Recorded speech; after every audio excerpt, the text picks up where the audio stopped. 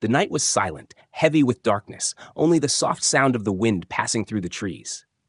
Ethan sat near the fireplace, half asleep, the warmth of the flames making his small farmhouse feel safe and calm.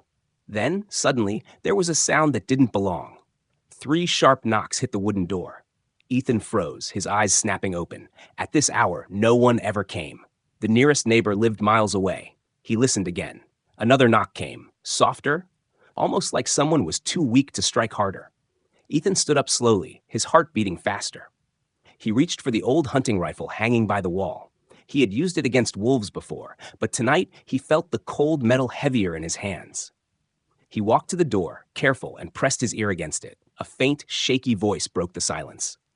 "Please, open." The sound wasn't human.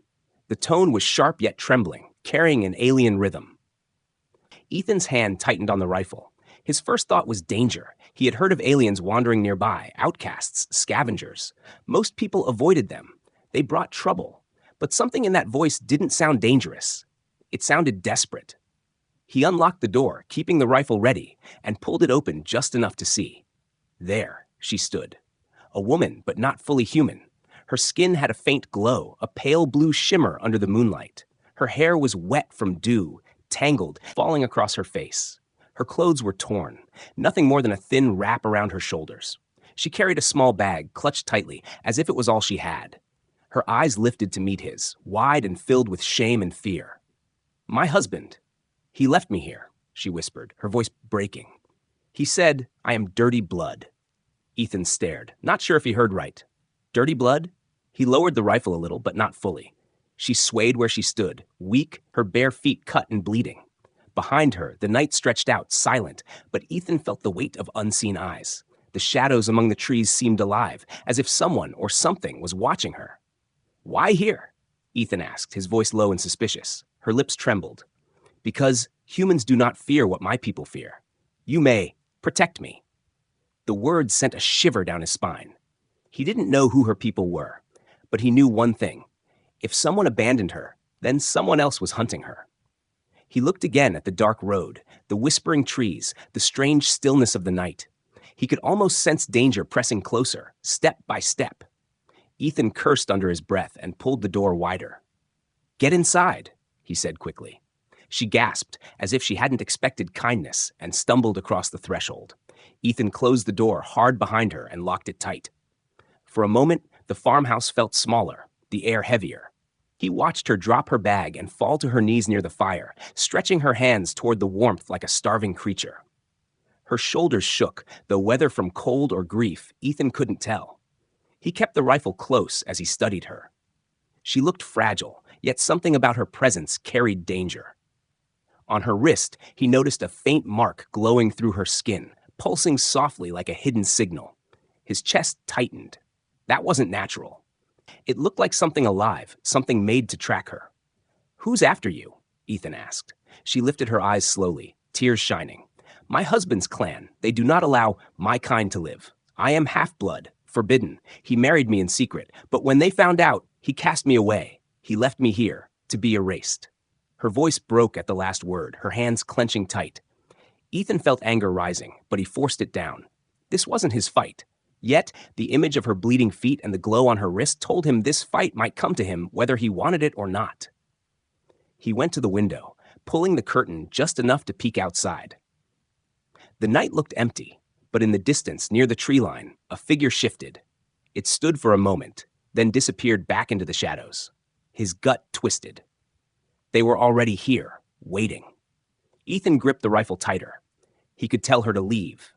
He could push her back out into the night and wash his hands of her problem.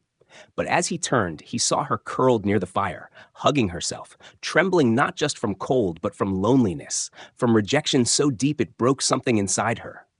His jaw tightened. "You stay quiet tonight," he said firmly. "No lights, no noise. If anyone comes near this house, I'll deal with it." Her eyes widened at his words, and for the first time a small spark lit inside them. Not hope, not yet, but something close to it. She nodded, whispering, "Thank you." Ethan didn't answer. He set a chair near the door, rifle across his lap, his eyes locked on the dark window. The fire cracked softly, and outside the wind whispered through the trees. Somewhere out there, unseen, shadows waited for her. And Ethan knew the night was only the beginning. The morning came with a gray sky and the sound of crows calling outside. Ethan had not slept the whole night. He sat in the same chair by the door, his rifle across his lap, his eyes heavy but sharp. The woman, the alien, still lay curled on the floor near the fire. She had not moved much, only shifting in her sleep like someone running from nightmares. When she finally opened her eyes, there was a look of fear in them, as if she expected to be thrown out. Ethan studied her closely. In the morning light, her features looked even stranger.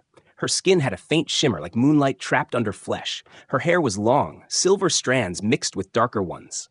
She did not look human, but there was a softness in her face that showed pain he could understand. She sat up slowly, clutching her small bag to her chest, and whispered, "Thank you for letting me in." Her voice was weak, almost breaking. Ethan only nodded. He was not sure why he had let her in. Maybe it was pity, maybe instinct, or maybe the way she looked so helpless at the door. But now she was here, and he needed answers. "What's your name?" he asked. "Lyra," she said quietly, lowering her eyes. Ethan leaned forward. "And why did your husband leave you here? Why my house?" Lyra's fingers shook as she opened the bag on her lap. Inside, there were a few dried roots, a torn piece of cloth, and a small object that looked like a broken communicator. Nothing that could save her life. She pressed the bag shut again and hugged it to her chest, as if hiding her shame. "My husband, he is from a noble clan," she said, her voice trembling. "He married me in secret. I am not pure. My blood is mixed, half of his kind, half of another. That is a shame to them. When they discovered it, they ordered him to erase me, to kill me." Ethan's jaw clenched. He had heard of aliens with strict laws, but hearing it in her voice made it feel cruel in a way that twisted his stomach. "So instead of killing you, he just dropped you here," Ethan said bitterly. Lyra nodded, tears filling her eyes. "He said I was dirty heritage. He said humans were used to dirt, to broken things. That maybe I belonged here." She swallowed hard, her hands tightening on the bag. "And then he left me at your door." Ethan's chest burned with anger, not just at her husband, but at the way she repeated those words like they were carved into her heart. Dirty, broken, unwanted. He looked away, staring at the window, but he could feel her pain like it was sitting in the room with them. "Why come to me?" he asked after a long silence. Lyra wiped her eyes with the back of her hand. "Because humans do not fear what my people fear. You live outside their rules. They say you are wild, dangerous, but free. I thought maybe a human could protect me." Her voice dropped, barely above a whisper. "Or at least, not kill me." Ethan rubbed his hand over his face. He wanted to push her away, to tell her she was wrong, that he was just a farmer with no business fighting alien clans. But then he remembered the shadow he had seen by the trees last night, watching. He remembered the way the mark on her wrist glowed faintly, like a beacon. His eyes dropped to her wrist again. The glow pulsed softly under her skin, almost invisible in the daylight, but it was there. "What is that mark?" he asked. Lyra's eyes widened, and she quickly pulled her sleeve down to hide it. "It is nothing." "Don't lie to me," Ethan said firmly. Her shoulders sagged, and she nodded with defeat. "It is a tracker. The clan puts it on wives like me, so if they run, they can be found. It will keep glowing until they take me back, or until I am erased." Her voice cracked on the last word. "That is why they will come. They already know I am here." Ethan's stomach tightened. He stood and paced across the room, the wooden floor creaking under his boots. "So you brought trouble to my door," he muttered. Lyra flinched, pulling herself smaller, like she expected him to throw her out now. "I am sorry," she whispered. "If you want me gone, I will leave. I don't want to bring death to your home." Ethan looked at her, really looked. She was shaking, not from the cold now, but from the weight of rejection, the fear of being hunted like an animal. She wasn't dangerous. The danger came from those who wanted her erased. "No," he said finally, his voice low but steady. "You're not going anywhere." Lyra's eyes widened, disbelief flooding her face. "You would keep me here, even knowing they will come?" Ethan checked his rifle, the metal clicking as he reloaded it. "If they come, I'll deal with it. This is my house. No one gets to tell me what happens under my roof." Her lips parted, but no words came. She only stared at him, as if she could not understand why a human, a stranger, would stand against an entire clan for her. Ethan turned back to the window. The sky outside had darkened again, clouds gathering heavy with rain. The wind carried whispers from the forest, faint but full of warning. He could almost feel eyes still watching, waiting for the moment to strike. Behind him, Lyra's soft voice broke the silence. "No one has ever stood for me before." Ethan didn't reply. He just kept staring at the tree line, his finger brushing the trigger of the rifle. Trouble was coming. He knew it, and though he had no reason to fight for her, something deep inside told him he already had. The night fell heavy again, darker than before, with clouds swallowing the moon and stars. Ethan checked the locks on the door twice, then pulled the curtains shut. The farmhouse felt smaller now, as if the walls were pressing closer. The fire crackled, but its warmth could not push away the chill creeping inside his chest. Lyra sat close to the flames, her knees pulled to her chest, her eyes darting at every sound the wind carried. She looked fragile, but her fear told Ethan the danger was real. It began with a scratch, at first soft, like branches brushing the wall, but then again, longer, sharper, closer. Ethan's grip tightened around his rifle. He moved quietly to the window, sliding a small gap between the curtain and the glass. His heart pounded when he saw them, shapes moving in the yard. Not one, but three, maybe more. Their bodies were tall and thin, their outlines strange in the shifting shadows. They moved low, circling, testing the walls like wolves around sheep. Lyra gasped, covering her mouth with her hands as if to keep the sound from escaping. Her whole body trembled. "They've come," she whispered, barely breathing the words. "The hunters." Ethan turned back to her, his jaw tight. "Stay quiet," he ordered. He crouched by the door, pressing his ear against the wood. Soft footsteps moved across the porch. Then came a slow drag across the wood, like claws tracing the grain. A faint hiss followed, the kind of sound that did not belong to any human throat. His finger rested on the trigger. Sweat rolled down his temple, but his hand was steady. He had faced bears before, wolves too, but this was different. These were not animals. These were intelligent predators, and they wanted her. Suddenly a knock came, not like before, not desperate. This one was mocking. 3 slow, heavy thuds that shook the frame of the door. Lyra whimpered, pressing her face into her knees. Ethan's teeth clenched. "Not tonight," he muttered under his breath. He aimed the rifle at the door, his heart counting the seconds. The doorknob rattled, then silence. Ethan's breath slowed, waiting. A shadow shifted at the window. He swung quickly and fired through the glass. The blast echoed across the fields, the smell of gunpowder filling the room. Outside, a scream tore the night, high-pitched and inhuman, before vanishing into the dark. Lyra jumped at the sound, then stared at him with wide eyes. "Why would you risk yourself?" she whispered, her voice shaking. Ethan reloaded the rifle calmly, though his hands burned with tension. "Because I won't let them walk in here like they own the place." Another sound rose outside, low growls, more furious than before. The hunters scattered, their shadows melting back toward the tree line. But Ethan knew they were not gone. They were testing him. They had expected fear, retreat. Instead, they had met defiance. And now they would come back, angrier, stronger. He turned to Lyra. She was staring at him as if he had just done the impossible. Her lips parted, but no words came out. For a moment, he saw something else in her eyes, something beyond fear. Respect, maybe even trust. But then she lowered her head, hiding her face in shame. "They won't stop," she whispered. "Once hunters are sent, they never stop until the target is gone. That is our law." Her voice broke on the last word, trembling with the weight of hopelessness. "They will return with more. You should send me away. If you don't, they will kill you too." Ethan shook his head sharply. "You're under my roof. That means you're under my protection. I don't care about your laws." Lyra's eyes glistened with tears. "Humans, you don't understand. My kind does not fight for those who are weak. We cast them out. We erase them. No one would do what you're doing now." Ethan looked out the shattered window, the glass glittering in the firelight. The forest stretched dark and endless, but somewhere out there, glowing eyes were watching, planning. He gripped the rifle harder. "Then it's about time someone did," he said firmly. The silence that followed was heavy.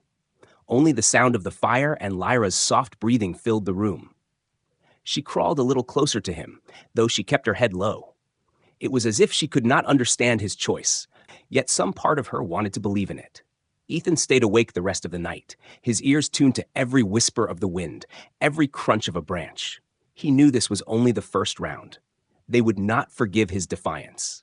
They would come again, stronger, with more than scratches and shadows.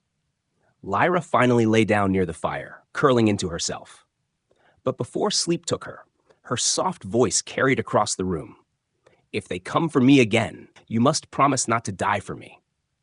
Ethan's jaw tightened, but he didn't answer. He kept his eyes on the window, the rifle ready, the memory of the scream outside still ringing in his ears. Deep inside, he already knew. If they came, he would face them again, and he would not step aside. The days that followed were heavy with silence, the kind of silence that hides danger behind every corner. Ethan worked on his farm as usual, but he never went far from the house. His eyes were always scanning the tree line, his rifle never too far from reach. He knew the hunters were still out there. Sometimes he caught a shadow moving between the trees, or a strange sound at night that wasn't made by any animal he knew. But they didn't attack again. Not yet. They were waiting. Lyra stayed inside most of the time. She tried to help with small things, washing dishes, sweeping the floor, fixing little tools with her strange alien hands that were more skilled than his. She was quiet, always watching him with eyes that carried both gratitude and sorrow. At night, though, Ethan heard her crying softly when she thought he was asleep. She cried like someone who had lost everything, not just a home, but also dignity, family, and the right to belong anywhere. One evening, a storm rolled in. The sky turned black and rain started pounding against the windows, thick and merciless. Thunder cracked so loud the farmhouse shook. Ethan checked the roof and cursed under his breath. The water was leaking through the wooden ceiling. The small guest room where Lyra had been sleeping filled with dripping water, soaking the bed and the floor. She stood in the doorway, watching the rain pour in, her shoulders shaking with frustration. "You can't stay in there tonight," Ethan said, pulling another blanket from a shelf. She turned her head toward him, her silver hair sticking to her damp face. "Then where should I go?" Ethan hesitated. The farmhouse was small. The only dry, safe bed was his own. He met her eyes for a moment, then looked away. "You'll have to stay in my room." Lyra froze, her lips parting slightly. For a second, fear flashed in her eyes, then confusion. She hugged her bag tighter against her chest. "Your room?" He sighed. "It's just for tonight. The storm will pass. The roof will dry. You'll sleep on one side. I'll stay on the other. Simple as that." She nodded slowly, but her movements were stiff, like she wasn't sure if she could trust the promise. Still, she followed him. When they entered the room, lightning flashed through the small window, lighting her face in silver blue. She looked at the bed like it was something dangerous, something forbidden. Ethan placed his rifle against the wall within arm's reach, then sat on the edge of the bed, pulling off his boots. He didn't look at her, trying to act like this was nothing unusual. Lyra stood for a long moment before finally moving to the other side of the bed. She lay down carefully, keeping her back to him, her body tense as a bowstring. Ethan lay down too, staring at the ceiling where the thunder rolled above them. The sound of rain on the roof filled the silence between them. For minutes, neither of them spoke. The air was heavy, carrying the unspoken truth that this was the first time they shared the same roof, the same bed. The storm outside howled, but inside the room, the sound of her breathing was louder to Ethan than the thunder. At last, she whispered, so quietly he almost didn't hear. "Why are you doing this? You could have sent me away the first night. You still can." Ethan turned his head slightly, though she didn't look back at him. "Because I won't hand someone over to die. Not when they came to my door." She pulled the blanket tighter around herself, her voice trembling. "But it is dangerous. Protecting me means they will never stop hunting you. No one fights for a half-blood. No one ever has." Ethan closed his eyes. "Then let this be the first time someone does." Her breath caught, and for a long moment she said nothing. Only the storm answered, roaring across the fields. The night dragged on. At some point, she shifted in the bed, just a little, her body relaxing as exhaustion pulled her down. Ethan felt the faint warmth of her presence beside him, a warmth that seeped into the cold that had lived in his bones since the hunters came. It wasn't closeness of desire. Not yet. It was survival, two lonely souls sharing the same fragile shelter against a world that wanted to crush them. When the thunder boomed again, she flinched and pressed closer without meaning to. Her shoulder brushed against his arm. She froze as if expecting him to push her away. But Ethan didn't move. He just lay still, his heart beating louder than the storm, knowing that something between them had shifted. She whispered again, her voice almost lost under the rain. "When you speak like that, it makes me forget I am nothing." "You're not nothing," he said, his tone rough but steady. "Don't ever believe that." The silence that followed was different this time.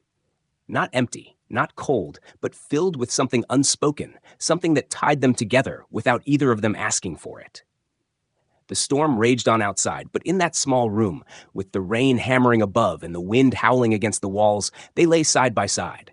Two strangers from different worlds, bound by danger, bound by the same bed, and bound by a choice Ethan knew he could never undo. He stayed awake longer, listening to her breathing even after it slowed into the rhythm of sleep. His eyes stayed fixed on the window, where the storm painted shadows across the glass. Somewhere beyond that storm, hunters were waiting. But for now, here, in this room, she was safe. And for reasons he couldn't explain, that mattered more to him than his own rest. The morning after the storm was strangely quiet. The sky was pale, and mist hung low over the fields. Ethan stepped outside with his rifle slung over his shoulder, checking the ground near the tree line. No tracks, no broken branches, nothing to show the hunters had returned. But he felt it in his gut. They were still watching. They were waiting for the right time. Inside, Lyra was silent as she boiled water in the small kitchen. She had dried her hair and wrapped herself in one of Ethan's old shirts. It looked too big for her, but it gave her warmth. She didn't meet his eyes, as if she was still thinking about the night before, about the storm and the bed they had shared. Ethan didn't speak of it either. Both of them acted like nothing had changed, but deep inside they knew it had. The peace broke when the sound of engines rolled across the field. Ethan stiffened, turning toward the dirt road that cut through the land. Dust rose in the distance. A vehicle was coming, large, armored, and moving fast. Ethan's heart dropped. He knew it wasn't hunters this time. It was worse. Lyra froze where she stood, the cup shaking in her hands. She whispered, "It's him." The vehicle stopped in front of the farmhouse, its engine growling. The door opened, and out stepped an alien male, tall, dressed in black armor marked with symbols Ethan didn't understand. His skin shimmered darker than Lyra's, his face hard and cruel. Soldiers climbed out behind him, 6 in total, each carrying weapons that glowed faintly with alien light. Lyra backed away from the window, her body trembling. "My husband," she said with a broken voice. "He has come." Ethan's grip on his rifle tightened. He walked to the door and opened it slowly, stepping onto the porch. The alien man stood there with a smirk, his sharp eyes cutting through the morning mist. He looked at Ethan as though the human was beneath notice, nothing more than an insect in his way. "Human," the alien said coldly. His voice carried authority, the tone of someone used to commanding others. "You have something that belongs to me. Give her to me, and I will leave you breathing." Ethan's jaw tightened. "She's not yours. You abandoned her." The alien's smirk grew wider. "I cast away what was unclean. She is filth, half-blood, a disgrace to my clan. But she still carries my mark. She is mine to erase." He raised his hand, and 2 soldiers stepped forward. "Step aside, human. This is not your concern." Ethan didn't move. He raised his rifle and aimed it directly at the alien's chest. His voice was steady, louder than he felt inside. "She's under my roof. That means she's under my protection. If you want her, you'll have to come through me." The soldiers laughed, their alien voices harsh and mocking. One of them muttered something in their tongue, and the others grinned, their weapons shifting in their hands. To them, Ethan was nothing, just a weak human farmer daring to stand against trained warriors. But Ethan didn't lower his rifle. His finger brushed the trigger, and his eyes stayed locked on the alien leader. The husband sneered. "You are a fool. Do you think your crude weapon can stop us? One order from me, and you will be nothing but ash." Ethan fired. The bullet ripped past the alien leader's face, grazing his cheek. Blood, dark and strange, spilled down the side of his jaw. The soldiers froze, their laughter cut short. The husband's eyes widened in shock and rage. No one dared to draw first blood against him. No one, until this human. Ethan lowered the rifle slightly, smoke still rising from the barrel. His voice was low but sharp. "The next one won't miss." The air grew heavy. The soldiers looked at their leader, waiting for the order. For a long, tense moment, no one moved. The alien leader's chest rose and fell, his face twisted in fury. But he didn't give the command. He wiped the blood from his cheek, staring at it as if it was an insult too deep to ignore. "You will regret this," he said in a voice like fire. "You have made yourself an enemy of my clan." He turned sharply, motioning for his soldiers to fall back. They climbed into the vehicle, their eyes burning with hate as they glanced at Ethan. The engine roared, and within moments, they were gone, swallowed by the mist. Ethan let out the breath he had been holding, lowering the rifle. His hands were steady, but inside his chest, his heart thundered like a drum. He knew this was not victory. It was only the beginning. Behind him, the door creaked open. Lyra stepped out slowly, her eyes wide with disbelief. She looked at him as though he was something impossible, something unreal. "You stood against him," she whispered. "No one has ever stood against him, not even his own kind." Ethan turned to face her, his jaw hard, his voice calm. "He doesn't scare me, not in my home." Her lips trembled, and for a moment she couldn't speak. Then her knees gave out, and she sank to the porch, covering her face with her hands. The sound of her sobs carried through the quiet morning, but they weren't only cries of fear. There was something else in them, something like hope, something like relief. Ethan crouched beside her, not touching, just staying near. He didn't know what to say, but he knew one thing. He had crossed a line that could never be uncrossed. He had challenged a clan, and they would come back with fury. Yet looking at her, broken but alive, he didn't regret it. The mist around the farmhouse slowly began to lift, but the weight of danger remained heavy in the air. Ethan knew he had just declared war, not only for himself, but for her too. And there was no going back. The farm no longer felt like a safe place after that morning. Ethan fixed the broken window, sharpened his tools, and kept his rifle close at all times. But deep inside, he knew his farm would not protect them anymore. The clan would return. They would not forgive the blood that had been spilled, even if it was only a cut across the husband's cheek. In their world, a challenge was a war, and Ethan had lit the fire. Lyra walked through the house like a shadow. She tried to help him, but her eyes were always watching the horizon, always listening to the sounds in the distance. She was carrying a weight Ethan did not fully understand. Sometimes she touched her wrist where the faint glow pulsed under her skin, and her face turned pale. That mark was a curse. It told the hunters where she was at all times, and nothing they did could hide it. One evening, as the sun dipped low and painted the sky red, Ethan found her standing by the barn, staring into the fields. She held her bag close, her hair moving with the wind. He walked to her, but before he could speak, she said in a soft, broken voice, "You should not have stood for me. You have made yourself a target now. They will come for you too." Ethan shook his head. "I don't regret it. I won't let them take you." Her eyes glistened with tears as she turned to him. "You don't understand. I carry something more than shame. I carry life." She pressed her trembling hands against her stomach. For a moment, Ethan did not understand, but then the truth struck him. His voice caught. "You're pregnant." Lyra lowered her gaze. "Yes, and that is why they want me gone. A half-blood child is the greatest insult to their clan. They will not allow it to be born." Her voice cracked, and her shoulders shook. "If they find me, they will not only erase me, they will erase the child too." Ethan felt his chest tighten. He looked at her stomach, then at her face, pale with fear. "And the father? That husband of yours. He knew?" Lyra's lips trembled. "He knew. And that is why he left me at your door. He told me I was filth, and he would not waste his honor on me or the child. He said the hunters would finish what he could not." Her voice broke, and she covered her face with her hands. Ethan clenched his fists. The rage that burned in him was sharp and hot. To cast her out was cruelty enough, but to throw away his own child like it was nothing, that was beyond unforgivable. He wanted to storm after that alien, to put another bullet in his skull. But the thought of Lyra and her unborn child stopped him. She needed him here, not chasing revenge. He reached out and touched her shoulder gently. "You're safe here. Both of you." For a moment she leaned into his touch, but then she pulled away, her tears falling harder. No, Ethan. You don't see. You cannot fight a clan. Even if you kill one or two, more will come. They have ships, soldiers, weapons stronger than yours. Protecting me means you will die, and I cannot let you die for me. That night, Ethan couldn't sleep.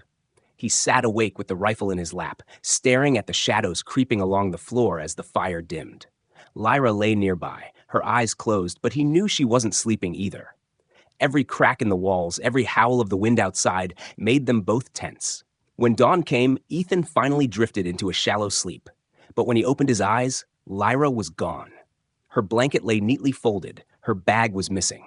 On the table sat a single piece of paper, her shaky handwriting scrawled across it. They promised to spare you if I return. Do not follow me. Do not die for me. Lyra, Ethan's heart pounded as he read the words. His hands shook, the paper crumpling in his fist. She had left to give herself up. She had believed the lie that they would spare him. He slammed his fist against the table, the sound echoing through the empty farmhouse. Damn it, Lyra! He ran outside, scanning the fields, but she was already gone. Her tracks led down the road, toward the forest where the hunters waited. She had walked straight into their hands. Ethan stood frozen for a moment, rage and fear fighting inside him. He could let her go. He could tell himself it wasn't his problem anymore, that he had done enough. But the image of her face, her trembling voice saying she carried life, the thought of her child, innocent, unwanted, hunted, burned inside him. He couldn't leave her. He wouldn't. He rushed back inside, grabbed his rifle, a handful of bullets, and slung his old pack across his shoulder. His farm, his land, his quiet life. It all meant nothing now. The only thing that mattered was bringing her back. As he stepped onto the road, the morning light broke across the horizon. Somewhere ahead, Lyra was walking into the arms of those who wanted her destroyed. Somewhere ahead, her husband was waiting to see her erased. Ethan tightened the strap of his pack and started walking, his boots striking hard against the dirt. His eyes were sharp, his jaw set, his heart burning with one thought. She had tried to save him by leaving, but he would save her, no matter what it cost. Ethan followed the tracks with a fire in his chest and a storm in his mind. The dirt road curved into the woods, and he could see the prints of her bare feet pressed deep into the mud. She had walked with haste, but not enough to run. She had gone willingly, believing her sacrifice would save him. Ethan's teeth clenched as he pushed forward, branches snapping against his shoulders. Damn it, Lyra, he muttered under his breath. You should have trusted me. The forest grew thicker, darker, until he reached a clearing. His heart froze at the sight before him. Lyra stood on her knees, her wrists bound, her bag thrown to the side. Around her were a dozen armed aliens, their armor shining in the weak morning light. At the center was her husband, the noble officer, his cruel face twisted with victory. He spoke loudly in his tongue, his soldiers laughing at every word. Ethan crouched low, staying behind the tree line. His rifle was steady in his hands, but his heart pounded hard. He listened. The husband stepped closer to Lyra, gripping her chin and forcing her face upward. His voice carried in the open air. You thought a human could protect you? Pathetic. He is nothing. And you are filth. You will be erased today. Lyra's voice cracked, weak but defiant. I came so he would live. Leave him out of this. The husband laughed cruelly. He already sealed his fate when he raised his weapon against me. But do not worry. When you are gone, I will make sure your dirty child never sees the light. Ethan's blood boiled. The words struck him like fire, and he couldn't stay hidden anymore. He stepped out of the trees, rifle raised, his voice cutting through the clearing. You'll have to kill me first. Every alien turned sharply. The soldiers aimed their glowing weapons, their eyes narrowing with hate. Lyra gasped, her face crumpling in shock and despair. Ethan, why did you come? She whispered, her voice breaking. The husband sneered, his voice filled with venom. So the insect dares to crawl back. You should have stayed on your farm, human. Now you will die here, and she will watch. Ethan didn't flinch.